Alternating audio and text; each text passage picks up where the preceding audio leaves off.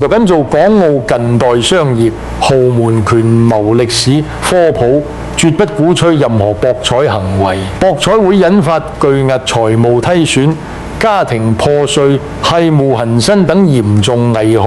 各位觀眾理性觀看，主動遠離一切賭博活動。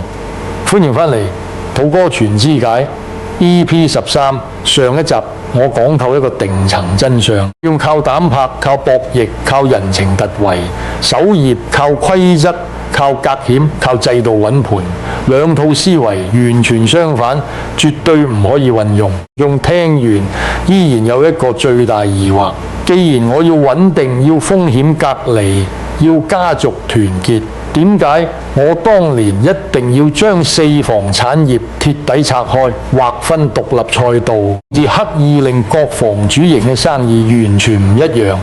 外界最淺嘅解讀，我係為咗公平，為咗安穩四房，怕子女鬥爭。日我用70載商海經歷講穿最核心、最冇人敢講嘅底層邏輯。我拆分產業，劃分賽道，禁止四房重疊生意，從來唔係為咗分錢，係要為咗杜絕內耗。對於頂級家族而言，外部競爭永遠殺唔死。你真正能夠掏空瓦解、滅掉一個1000億基業嘅，永遠只會係自己人。見過無數港澳豪門敗落，唔係輸俾市場，唔係輸俾政策，唔係輸俾競爭對手，而係輸俾內部同室操戈、內部惡性競爭、內部互相搶食。工人以為家族最大危機係分唔勻，我好清楚家族真正最大死局係大家搶同一盤生意。只要利益賽道重疊嘅理由，血緣再親都冇用，最後一定變成敵人。好多人唔明白呢個道理，所以分到最後家散業敗名裂。而我晚年所有佈局係提前封住呢個內耗死穴。首先我同大家講清楚一條鐵律，係我睇盡百年豪門興衰總結出嚟，同一個家族一旦後代做同一行，必然由親人變成競爭者。人性永遠抵擋唔住利益衝突。你係我兄弟，你係我姊妹，但你搶我生意、搶我客戶、搶我市場、搶我利潤，你日壓我價、搶我項目、搶我資源，時間一長，親情一定磨乾淨。我年輕時親眼見過香港一個老牌世家，祖業穩固，家底厚實，兄弟原本感情和睦，從細一齊長大。老父離世之後，因為冇提前劃分賽道，所有子女繼承同一門生意，開始大家講好齊心協力做大做強，但生意現實最殘酷，市場份額有限，頂層客戶有限，優質項目有限。計想多攞業績，二仔想多分利潤，三仔想上位掌權。幾年時間，原本團結嘅兄弟，暗中搶單、暗中壓價、暗中撬對方客戶，暗中拉甩股東，最後由暗鬥變成明爭，由明爭變成對簿公堂，對簿公堂變成對外爆料，互相抹黑。出賣內部商業機密，外人未出手，自己先內耗殘晒。原本一間穩坐頂層，每年穩定賺大錢嘅家族企業，幾年時間內鬥拖垮，股價大跌，合作夥伴撤走，銀行收緊貸款，最後拆分鋪賣，基業清零。呢件事對我震撼極大。我當時就明白，真正嘅家族傳承從來唔係平均分錢，而係徹底隔開競爭源頭，切斷內部競爭，分再多錢，立再多圍籠，設再多信託，最後都只會變成一場手足遍殺。所以我晚年做咗一個所有人都睇唔透、極度冷酷但極度安全嘅頂層安排。四房徹底分賽道、分產業、分市場、分收益，完全零重疊，俾每一房一條獨立生存嘅飯碗，但絕對唔俾任何兩房搶同一隻飯碗。今日我講透四房真正產業隔離佈局，大家就知道我算得幾深。主打信德集團旅遊地產基建，對外拓展新項目，負責家族增值板塊，專做開拓擴張新業務突破。佢房主長澳博傳統博彩核心營運，負責家族穩定現金流板塊，守住濠江最核心、最穩固嘅基本盤，每年提供穩定分紅。講持有大量海外物業、海外資產，跨國投資被動收益板塊，脫離港澳本地競爭。負責家族資產保值，風險分散。佢哋由香港頂級豪宅、現金信託、穩定保值資產，徹底脫離所有商業競爭，零博弈、零風險，只做家族底線兜底。喺認真睇就會發現四房嘅生意、市場客戶、盈利模式、風險等級完全唔重疊，冇搶客、冇搶項目、冇搶市場、冇搶利潤啊！呢個先係我分產嘅最高智慧。用賽道隔離徹底消滅內鬥理由啊！普通人以為公平係人人有一樣嘅嘢，頂層大佬深知真正嘅公平嘅係大家唔使互相搶，只要唔使搶就永遠唔會反目，只要唔使競爭，親情先可以留存。多財經評論話我拆分產業會削弱何家競爭力，分散力量，無法集中資金對抗外敵。呢啲人全部睇緊眼前，睇唔到長遠生死大局。大家一個最簡單嘅問題，一個家族最危險嘅敵人係外面嘅競爭財團，還是屋企入面嘅自己人？外面財團再強，只會搶你市場、搶你利潤啊！自己人一旦內鬥，會直接掏空你根基，動搖你信譽，瓦解你體系，斷送你幾十年基業。外部敵人只會令你變強，內部內耗一定令你死亡。我寧願犧牲對外擴張嘅短期爆發力，都要徹底杜絕內部自爆嘅長遠致命風險。呢個就係守業思維同壯業思維最大嘅分別。壯業時我需要集中所有力量、所有資源、所有資源對外突破、對外博弈、對外搶地盤。業時我最優先嘅從來唔係賺更多錢，而係唔好內亂，唔好分裂，唔好掏空，唔好自毀長城。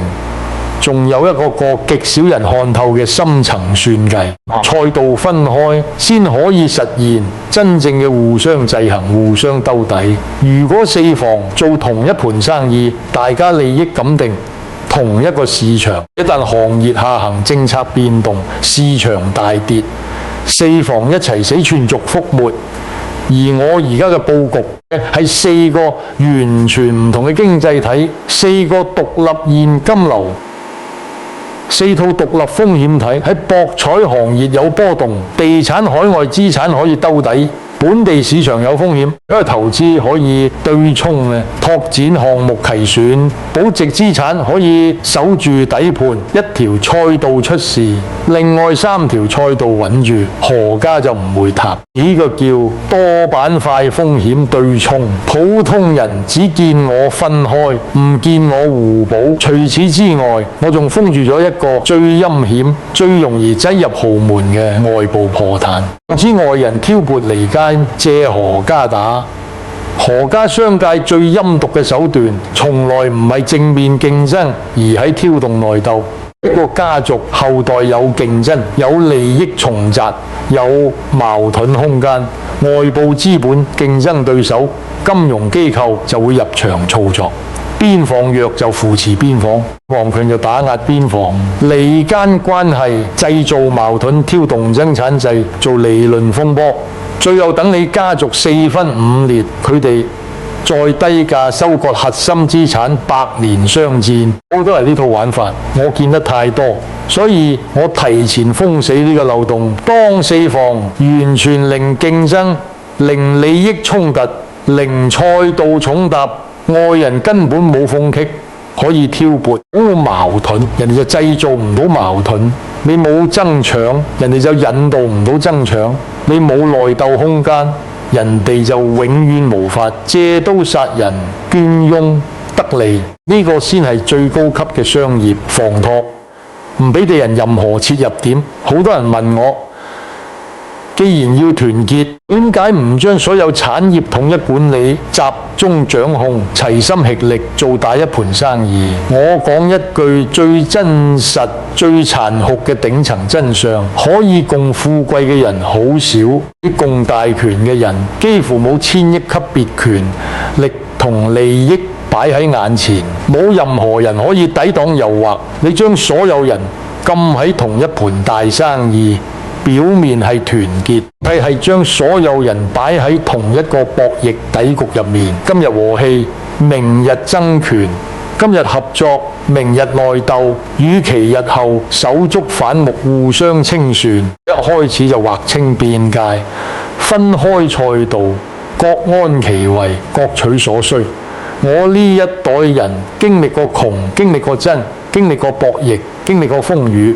佢識得克制，識得分寸，識得特大局，但我唔敢寄望下一代、下一代都有同樣嘅心性、同樣嘅格局、同樣嘅忍耐力。人家族絕對唔可以寄望人性善良，只可以依靠制度封死惡果。我信人情，但我唔賭人性。我用賽道隔離、信託鎖定、權力分拆、利益分層，用一套冰冷、穩固、永久生效嘅制度替代脆弱嘅親情。仲有一個好關鍵嘅細節，若冇媒體講出，分開賽道先可以避免家族內部惡性壓價、自我消耗。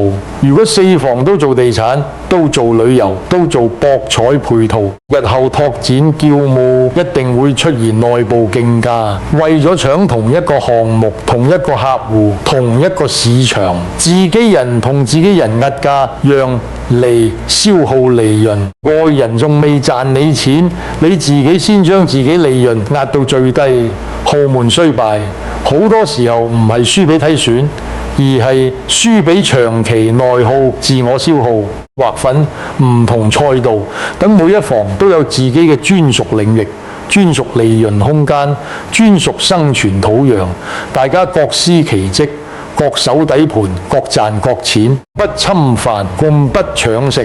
呢種先係長治久安。我再同大家講返成個系列嘅完整閉環邏輯，大家就會徹底通透我全套千億佈局。第一，知道個人頂層人脈無法繼承，後代冇我嘅信用護城河。